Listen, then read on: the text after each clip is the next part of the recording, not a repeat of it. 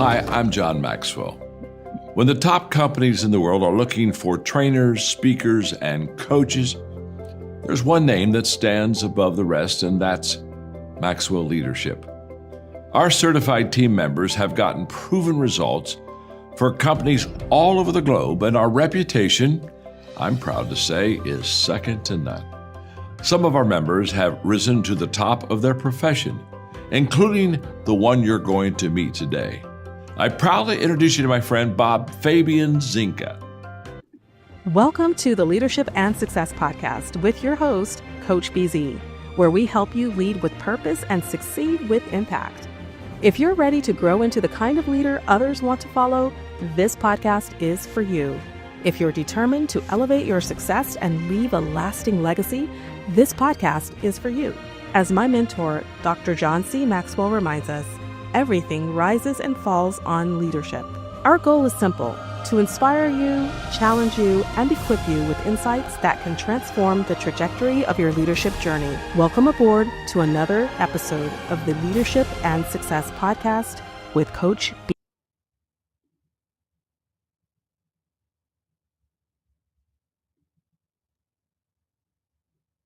All right, everyone. Welcome to another edition of the Leadership and Success Podcast. And this is a very special edition. We are going through the book of Proverbs, Ancient Wisdom, Mentoring from the books of Proverbs. Today, we're going to be studying chapter 5. This is not a religious broadcast, but it's about ancient wisdom and leadership lesson from the book of Proverbs. So thank you for being with me. I'd like to get your feedback and your insight on this chapter as well. And before we get started, let's do our moment of gratitude. Every time we meet, we like to just take a moment to be grateful for something. And whatever you are grateful for today, maybe you want to close your eyes, take a deep breath, and just think about what are you grateful for right now. I think I'm really grateful for the rain. It doesn't rain very much in Silicon Valley. We've suffered really dryness for a very long time here. There's been a drought, even a lot of, we have beautiful rolling hills in the valley, and most of the hills, the grass, right, turned from green to brown. And I was just looking yesterday when I was driving, they all turned back green, and it is so beautiful to see. And I think that's a good sign for 2026 as well. Some of you might have been in the drought, in the desert in 2025. Things didn't work out the way you were hoping for. I think 2026 is another year, it's another chance, and I believe you're going to go from brown to green, right? From drought to abundance of water, right? You're going to be like a tree planted by the water. I've done what I was supposed to do, and I've impacted the life of the people I was supposed to impact. I've added value to people. I've had great values. I've valued people, and I've added value to the people I was supposed to. And that would be quite something. All right. So lesson number 5. Faithfulness fuels sustainability. Faithfulness fuels sustainability for those who are taking notes. So we're going to read verses 15, 16, 17, and 18. Let's go.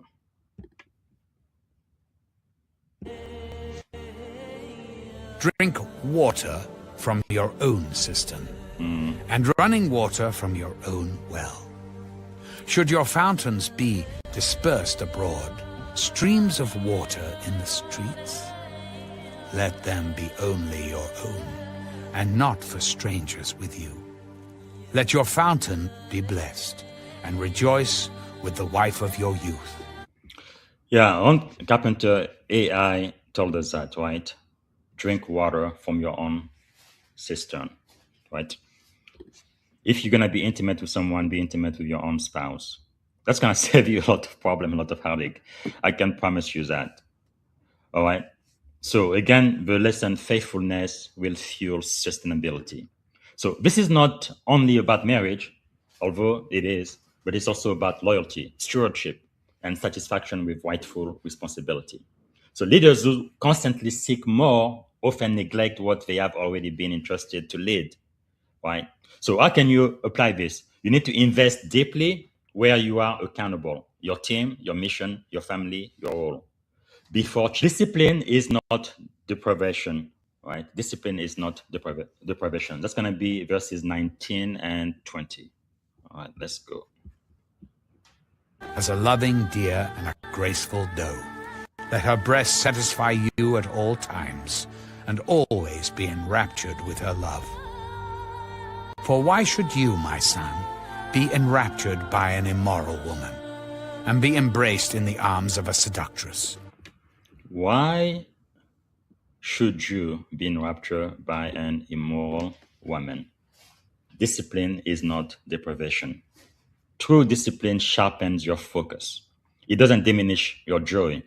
So leaders who master desire, they are free to lead with clarity instead of compulsion. Another one of my mentor, Brian Tracy, he used to say, right, it's very important effort for young men, right, to kind of have a loving, stable, long-term partner, because that takes away a lot of the worries, right? If you are married, right, and you intend to stay with your spouse for the rest of your life, you are committed to one another, then you no longer have the passion, the desire, and the energy to be looking for a partner, because that part of your life is already taken care of, and now you can just focus on your goals and work toward your success or whatever it is you need to achieve.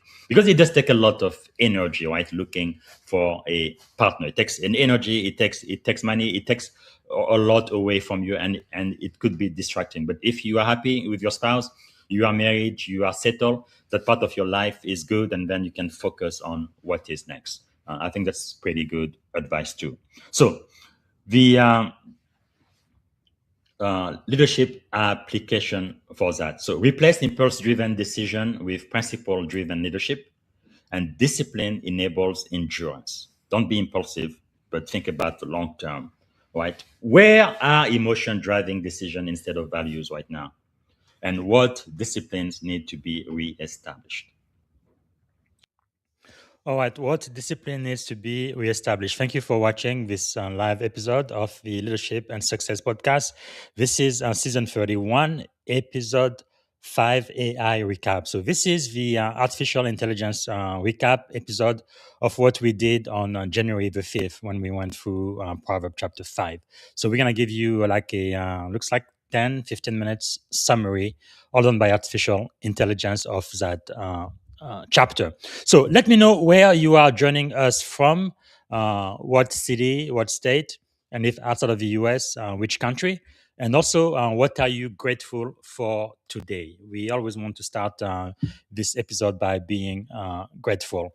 Now, back during our season 31, episode 5, on January the 5th, I said I was grateful for the rain, because it doesn't rain very much in the Bay Area, and there was a time where we really have severe drought here. All of the grass was brown, but now I can look over my window. It's green again. It's luscious. It's really beautiful, and I love it. And I am grateful for that. But also today, we are continuing to celebrate Black History Month, right? And I am grateful for Black History Month, for all of the achievement and all of the values that African American have really provided to the United States of America, right? African American, the children of slaves, have built this country, and I am grateful for that. So, we want to take just a moment. Every day this month, we are going to recognize some a special event during Black history, African American history, which is American history. So, the first one, let me share my screen. We are going to speak about today in history. So today's February the 5th, right? So on February the 5th, let's go back to 1917. Is that, hold on a second. No, this is not it. Sorry.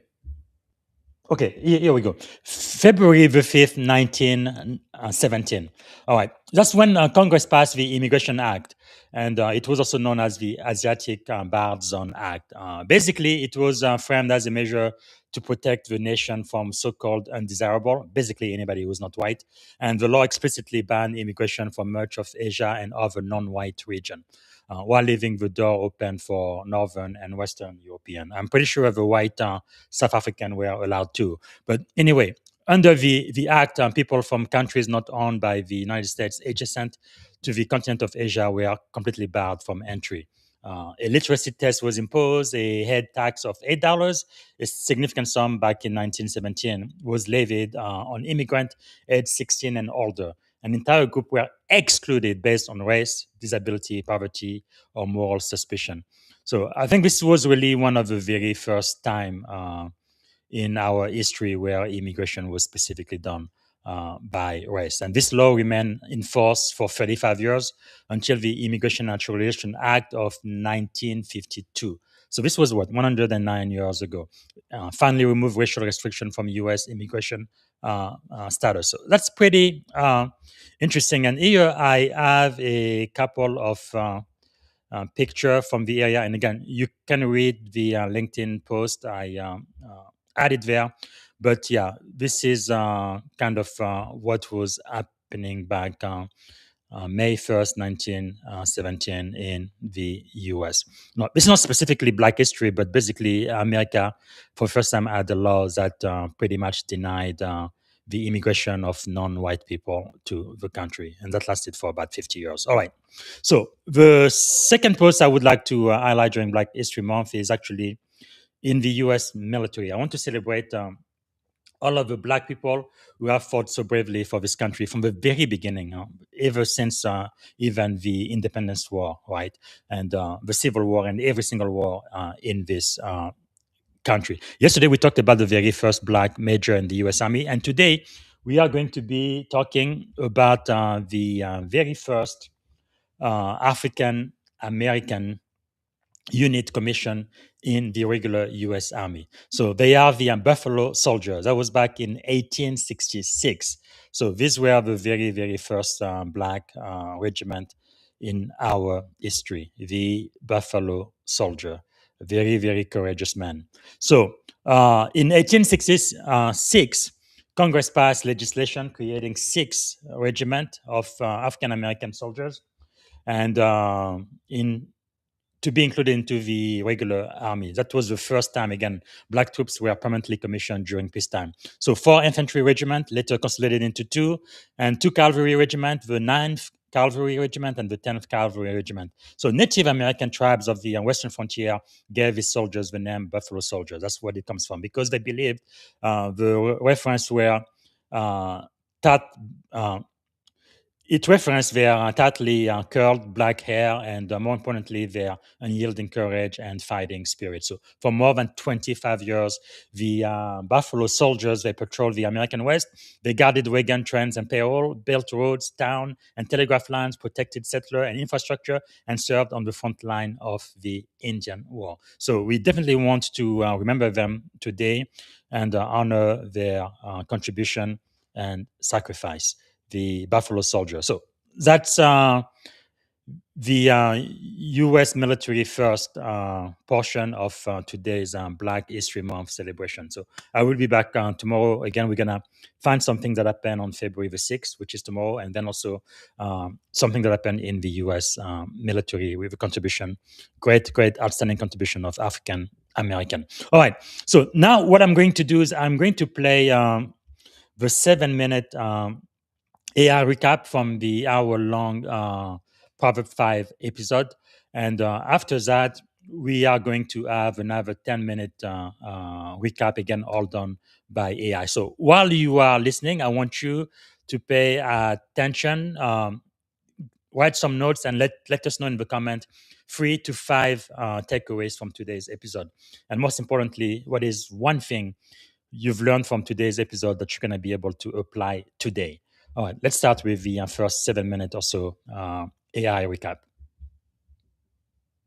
You know, in a world of just constant high stakes decisions and scrutiny, Where does a leader even find a reliable guide for their character? Well, today we're going to dive into some ancient wisdom that has some incredibly modern applications. We're pulling leadership lessons on integrity straight from an analysis of Proverbs 5. And let's be clear, this isn't about religion. It's all about decision-making, self-governance, and the timeless principles that actually sustain leadership. So the source material kicks things off with this really powerful statement that just sets the stage for this entire explainer. What's the idea? Well, the biggest failures in leadership, they don't happen under the public spotlights. They begin quietly, behind closed doors, with all those small, unseen choices a leader makes every single day. And this brings us right to the core problem. You can be the most talented, the most skilled person in the room, but if that competence isn't anchored by a really strong character, it's not just a weakness, it's an active liability. It makes you and your whole organization incredibly vulnerable. Okay, let's dig a little deeper into that opening quote. Our first section here is all about this critical idea, that leadership is surrendered in private. It's about understanding that the big fall from grace begins long, long before it ever becomes some public scandal. Yeah, the source gives a really direct warning here. What you do in private, it never really stays there. Those small compromises, those little ethical shortcuts, the principles you let slide, they have a way of coming to the surface. And when they do, boom, they destroy the most valuable asset any leader has, trust. So if private compromise is the big threat, what's the solution? Well, this next section reframes a concept we often get totally wrong: discipline. We're not talking about punishment here, not at all. We're talking about discipline as a form of strategic protection for your leadership. And here it is, the big idea from our source material. The discipline you practice when absolutely no one is watching, that is the very foundation that supports your influence and your authority when everyone is. It's like the unseen root system that keeps the tree standing tall in a storm. We often get discipline all wrong. The common misconception is that it's all about restriction, just saying no, limiting your freedom. But the reality, as the source argues, is that discipline is actually about protection. It's a shield that safeguards your reputation, your mission, and your legacy from those impulsive, damaging decisions. So how do we actually build this protective discipline? Well, the source gives us a really actionable framework, which we can think of as the 3 essential pillars of integrity. All right, let's break this down. These 3 pillars, awareness, action, and accountability, they give us a super clear structure for applying these lessons. They build on each other to create this solid foundation for character-driven leadership. Okay, first up is awareness. This is the foundational skill of just paying attention, of recognizing those subtle threats to your integrity before they blow up into major problems. Failure, it rarely starts with a bang. It almost always begins with simple inattention. So there are 3 crucial lessons right here, but let's really focus on that third one, being wary of short-term rewards that hide these massive long-term costs. It's so easy to be tempted by a quick win, right? But true awareness is about seeing the hidden price tag that's attached to that immediate gratification. This quote just nails it, doesn't it? The temptation to compromise is often just this quiet, rationalizing whisper in your ear. But the consequences of giving in, they are almost always loud, public, and absolutely impossible to ignore. Awareness means learning to hear that whisper before the shouting begins. So here's a question to ask yourself honestly. In your daily decisions, are you choosing the easy path, the convenient option, over the right one? Are you treating these little pieces of your character for just a little bit of comfort?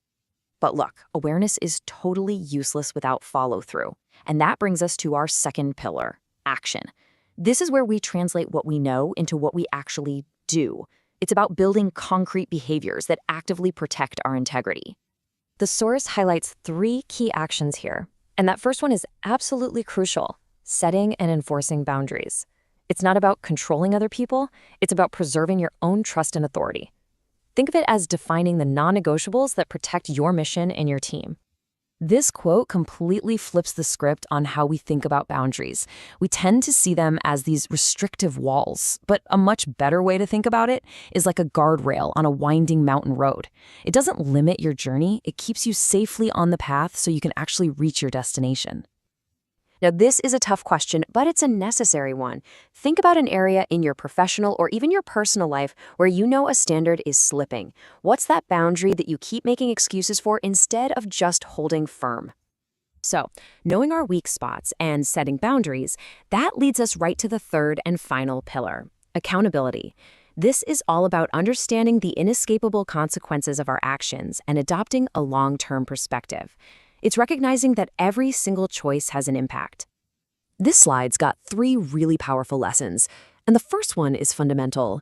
Major failures are rarely a single event.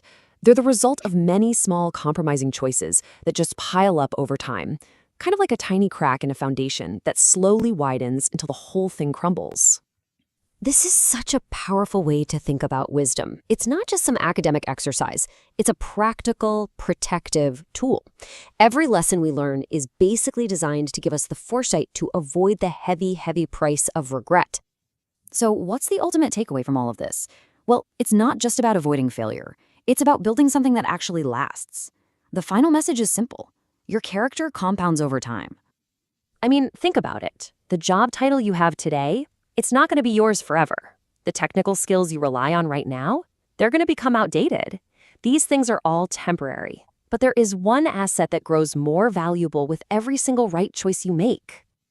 And this gets to the absolute heart of the matter.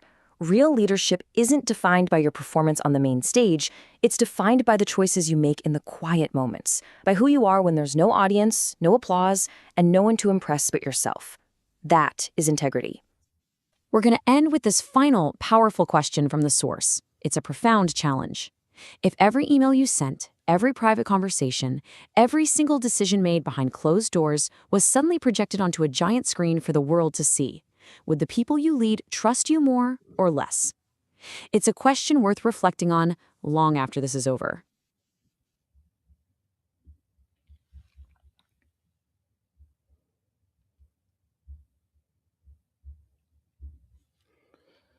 All right, so that was the very first AI recap. So let me know what you learned from it and provide feedback to what was shared. But one thing I would say, I guess it's quite relevant today, right? The AI asked if your private decision became public, would they strengthen trust? And I can tell you, for those who are involved with the Epstein file, they really, really wish nobody knew what they had typed because their life will be changed forever. And I can tell you, somebody like President Barack Obama doesn't have to worry anything about Epstein. He's nowhere near it, right? That's leadership. That is wisdom. Whatever you are doing now, whatever decision you are making, I'm telling you, and I've said that over and over again throughout this season, whatever is done in the dark will eventually be brought to the light. Are you going to be happy you did what you did in secret when you thought nobody was watching? Something to think about. So I also want to give a shout out to an old friend from the University of Alabama, Sarah Catherine Carpenter. She says, insight I am living out this year, quiet restraint, choosing self-governance and clear boundaries before authority and speed. And that is so wise because those boundaries is really for your own good. It's for your own success. You can have fun. You can really enjoy life, but do it within these guardrails, right? Don't get out of it and your life will be fulfilled.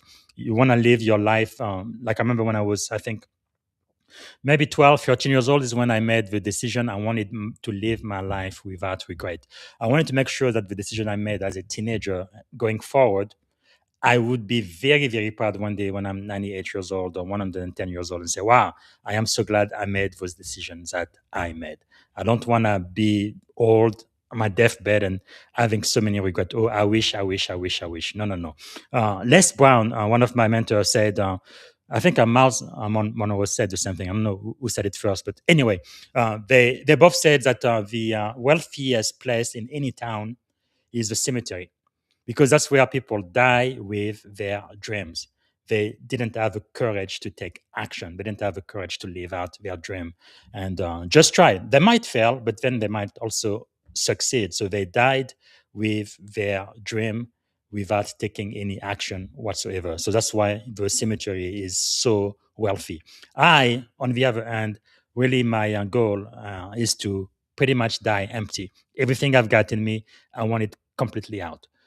I want to write books. I want to teach. I want to speak. I want to do everything I am supposed to do, share the wisdom I've got, and die completely empty. Because even if I try a venture and I try something, it doesn't work, that is fine. At least I tried, right? I am the man in the arena. I'd rather try and fail than not try at all. All right. So now we're going to listen to the second AI recap. It's about 10 minutes long. And after that, I'm going to play a couple more highlights from January 5th, the original episode. And then I will be back again tomorrow for season 31, episode 6 AI recap, Proverbs Chapter 6. So we're going to use again artificial intelligence to give us the recap. Again, as you are listening to this second AI recap video, let us know where you are joining us from, what city, what state, what you are grateful for today, and also your 3 to 5 takeaway from today's episode. And most importantly, what is one principle, one thing that you've learned today that you are going to be able to put in practice today?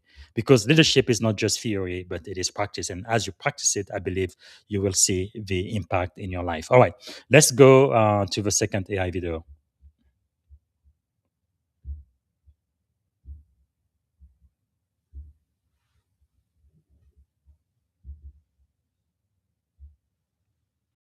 Welcome to our conversation on leadership and ancient wisdom. Today, we're diving into lessons drawn from Proverbs 5 and how they relate to maintaining integrity in both private and public spheres. I'm excited to get into this. What's the first idea that stands out to you from these lessons? Well, the big idea centers around this notion that private discipline sustains public authority. In other words, what we do behind closed doors ultimately shapes our public credibility. It's all Yep. about that consistency. That's a solid reminder. It's like your private decisions, no matter how small, add up. Exactly. And one of the key leadership lessons here is that attention is a leadership choice. It starts with really listening, even when the message is uncomfortable. Leaders tend to fail not with a dramatic fall, but when they become complacent, stop listening, stop learning. It makes you Right. think about how easy it is to miss critical feedback. So true. And then there's this idea that not everything attractive is aligned. At first, something might very well seem sweet or immediately gratifying, but in the long run, it can turn bitter. Yeah, that's it. It's like when you're chasing a shortcut or a moment of ego boost, but it eventually costs you trust or credibility. It's a powerful reminder that some temptations, if indulged, can really undermine your integrity over time. Absolutely true. What about boundaries? I've heard the lesson that boundaries preserve authority. How do you see that playing out here? Boundaries are critical. It's not about controlling others, but protecting your own credibility.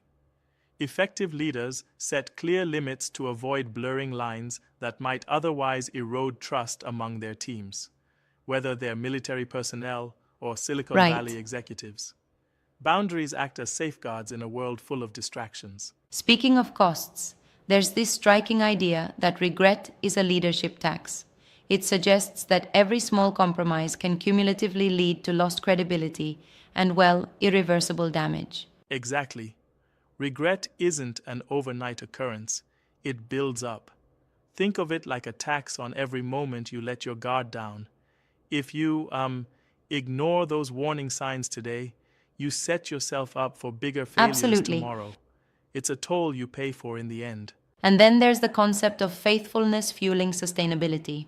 This really isn't just about personal relationships, it's about how you steward your responsibilities. Right.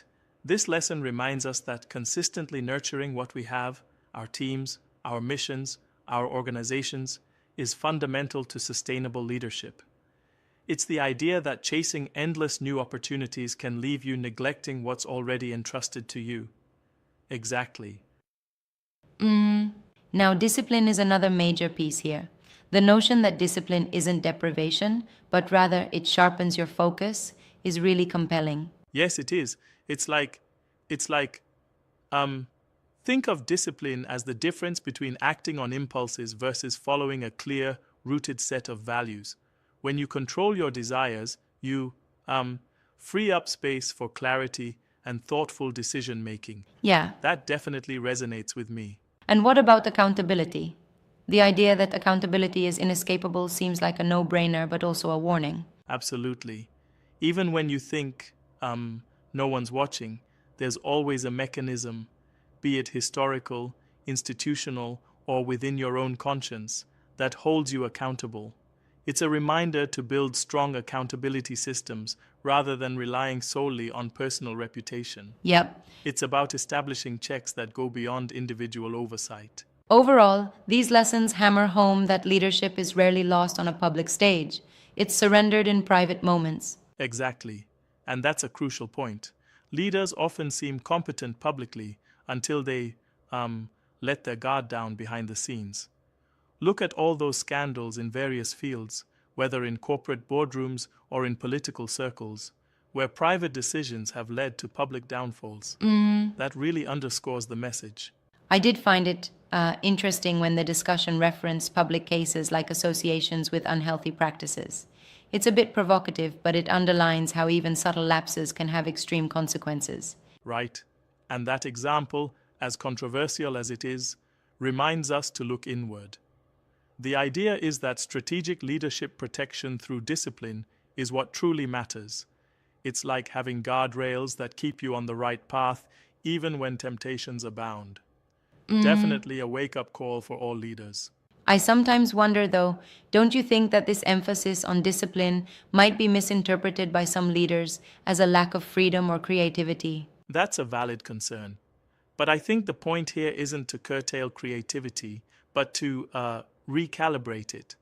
When you have internal discipline, you actually have more freedom to innovate because you're not constantly derailed by impulsive decisions. It's like a compass. It might feel restrictive at first, but it ultimately points you in the right direction. I see what you mean. Yeah, that makes sense. So in essence, it's a call for maintaining a balance, a constant mindful check on our actions. Exactly. And these lessons push us to recognize that competence without character is seriously a liability. A leader's personal integrity builds long-term trust that no immediate success can replace. It's a timeless lesson. This approach seems especially relevant for leaders in fast-paced, high-stakes sectors like cybersecurity or even the tech industry. Absolutely. Whether you're commanding a cybersecurity team, steering a tech startup, or managing a military unit, the underlying principle remains: maintain discipline in private to ensure credibility and trust in public. It's all Right. connected. I also appreciate how these lessons are paired with reflective questions. Asking yourself, where have you become complacent in your listening? Or are you prioritizing convenience over character? Really forces introspection. Yes, those key coaching questions are golden.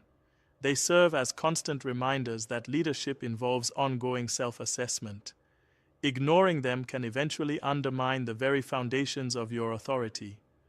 Introspection is everything. And then there's the notion that boundaries are not barriers to freedom, but rather safeguards for it. That really challenges the conventional idea that discipline is stifling. Exactly.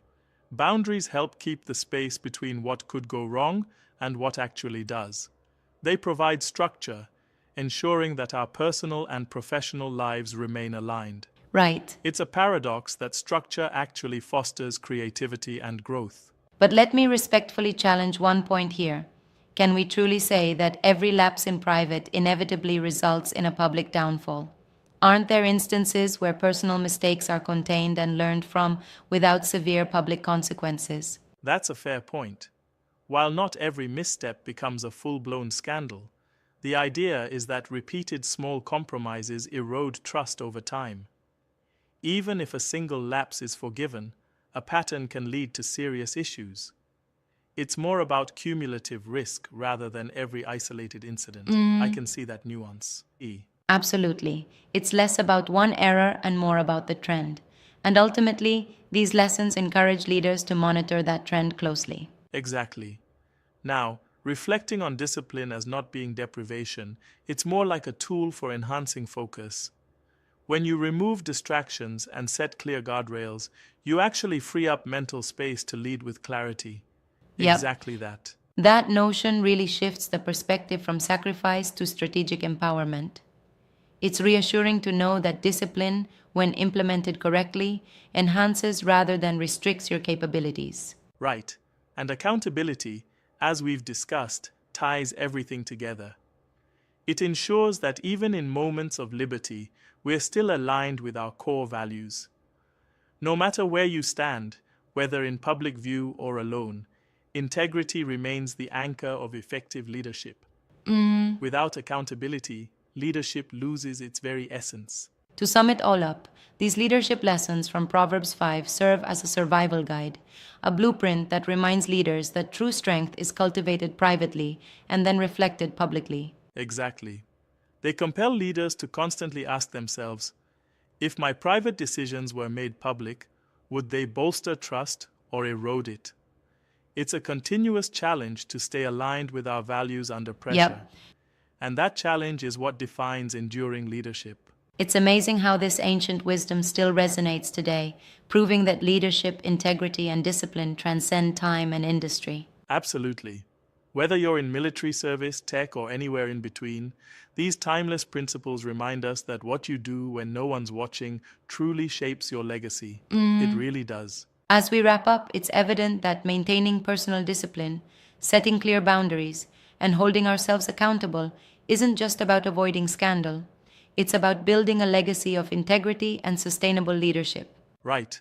And in today's hyper-connected world, where every action can eventually come to light, these lessons are more critical than ever. It's a call not just to act responsibly, but to lead with a deep sense Absolutely. of purpose. Purpose-driven leadership is what shapes enduring success. So as we finish up our discussion, let's leave our listeners with one key takeaway. The strongest leaders are those who master self-governance, ensuring that even in private moments, their character remains unblemished. That's right. Lead wisely, lead faithfully, and let integrity guide every decision. Thanks for this engaging conversation. Yep. It's been truly enlightening. Thank you. And to everyone listening, keep reflecting on those key questions. Where are you truly listening, setting boundaries, and holding yourself accountable? Exactly. And remember, what you control no longer controls you. Stay true to your values, and your leadership legacy will be unshakable. Absolutely. Thanks for joining in this thoughtful exchange. Until next time, keep leading with integrity. Trial and error, which is not the best thing to do, because you are going to get hurt a lot, and you are going to suffer pain that you really do not need to go through. Or you can learn from somebody else's experience, right? You can have a mentor who's going to tell you, hey, this is what I did, and this is what happened, good or bad. And you can keep the good and get rid of the bad. You can experience a mistake you would have made through the life of somebody else. And I think that is really, really powerful. That's why I think everybody needs a mentor. All right, I have someone from Twitch who said, hello. People at Twitch, they don't really listen to what I am saying. They mostly play games, but it's nice to know that at least somebody out there is paying attention. So again, let me know where you are coming from, what you are grateful for. And if you have a question for me, type it in the comment. And if you have an insight on any of the verses from chapter 5, please type it in the comment as well, especially those watching on LinkedIn and YouTube. All right. Do not let it go. Guard it well, for it is your life. So leadership is directional. The path you choose, your habit, your influences, your disciplines, they will determine your outcome more than your intentions. Not just intent, but it's actually what you do. All right, lesson number 5. Avoid the shortcut culture. Verses 14, 15, 16, and 17. Do not set foot on the path of the wicked. Avoid it. Do not travel on it. So an ethical culture normalizes compromise, but leaders must consciously reject paths that reward result without integrity. All right, lesson number 6 from chapter 4. Focus will determine forward motion. Verses 18 and 19. The path of the righteous is like the morning sun, shining ever brighter. So the insight is clarity will increase with commitment. Leaders who work consistently in wisdom, they will gain momentum, vision, and confidence over time. My mentor... Thank you for tuning in to the Leadership and Success Podcast with your host, Coach BZ. If today's episode added value to your leadership journey, be sure to subscribe, share, and join us again for more wisdom nuggets on how to lead better and achieve greater success. Remember, leadership is the most critical skill of our time. The world will always need leaders to inspire others, drive innovation, and execute meaningful strategy. So why not count yourself among the bold leaders shaping the 21st century? Until next time, stay inspired, stay committed, and keep leading with excellence.